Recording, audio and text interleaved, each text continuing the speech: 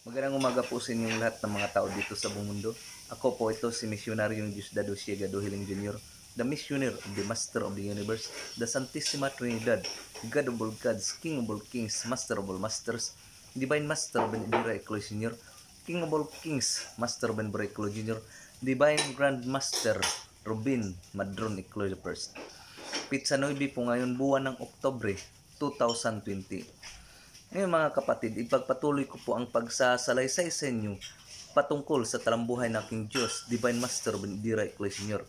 Naisalaysay ko na nga sa inyo ang pagkamatay ni Binancio doon sa, or ni Maestro Bin doon sa Barangay Dimulugan, Bacolod, Lanao del Norte. At ang pagkawala niyang yun ay siya namang patuloy niyang panggamot doon sa Barangay Kabilan at lumipat na nga siya doon sa Sitio Puyangi sa Matingbi, Dinagat Islands, Surigao del Norte. At libo-libo nga na mga pasyente, mga kapatid, ang dumadagsa doon araw-araw.